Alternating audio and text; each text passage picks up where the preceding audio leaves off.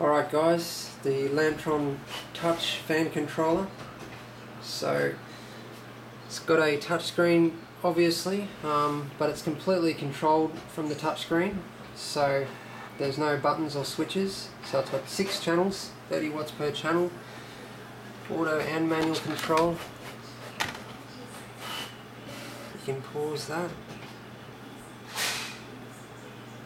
So there's a Anodized Black and a silver aluminium version.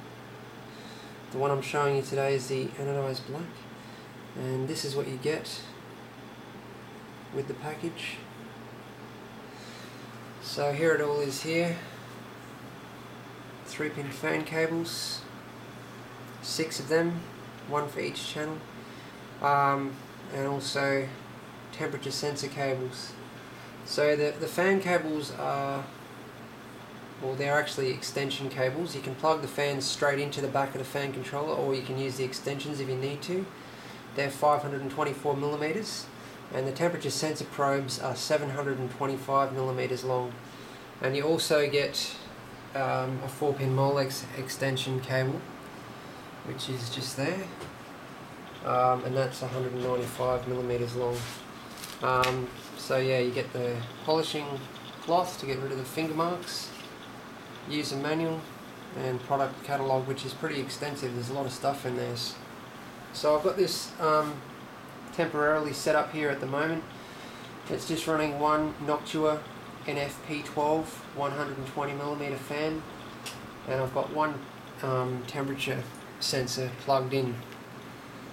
So I'll just show you the back. As you can see, all the 3-pin fan plugs are across the top. There's the 4-pin Molex that powers it, and down on this side they're the temperature sensor, where the temp sensors plug in, and that jumper down there on its own is for the alarm. When it's got a jumper on it, the alarm is on. With no jumper, the alarm is disabled. Okay, so now I'm going to show you the functionality of the touchscreen. Just bear with me, it's a little bit difficult with one hand when it's not installed into the case, because I keep pushing it backwards.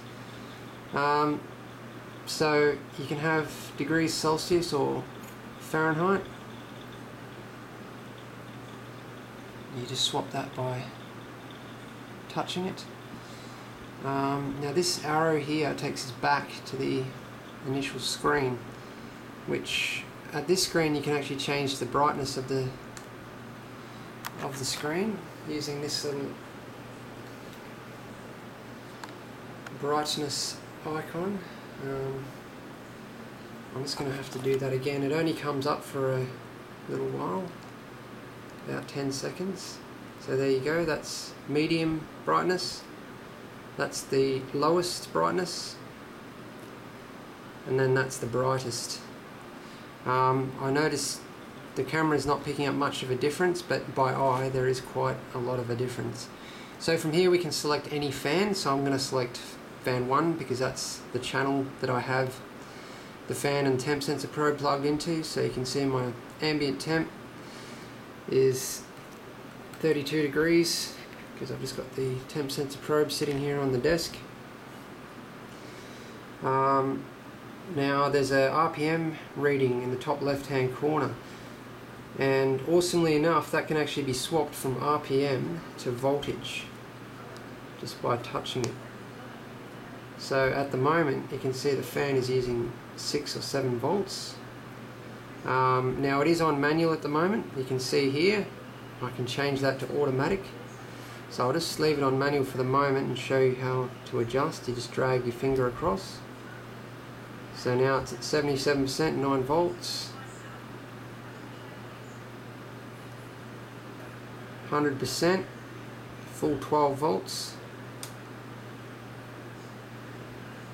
and I'll just show you what RPM it is at 100% as well. So it's meant to be 1400 RPM, which it's very close. Now manual control is based on the temperature. Automatic control is based on the temperature. So it will adjust the fan depending on the temperature that it's receiving through the temperature probe that is plugged into this particular channel. So this is channel 1, 32 degrees. It's putting out a fan RPM of 50%. So the maximum temperature is 70 degrees. So obviously as it gets closer to 70 degrees, the fan's going to be reaching 100%.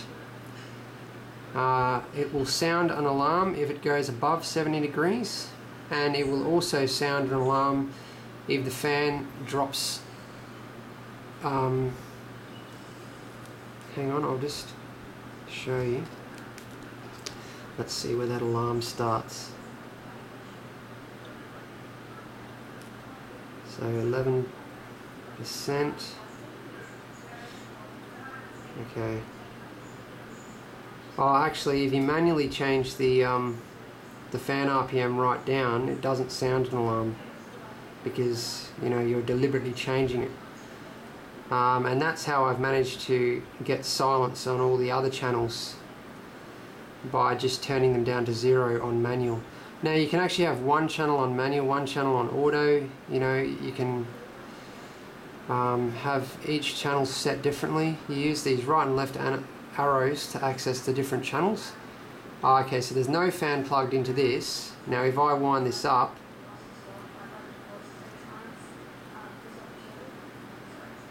the alarm is supposed to start sounding. There we go. Okay. So that's when you get an alarm, when it's outputting voltage, but the fan is not doing anything.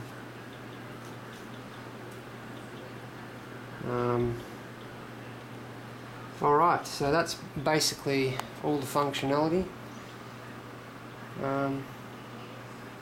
Thanks for watching, guys.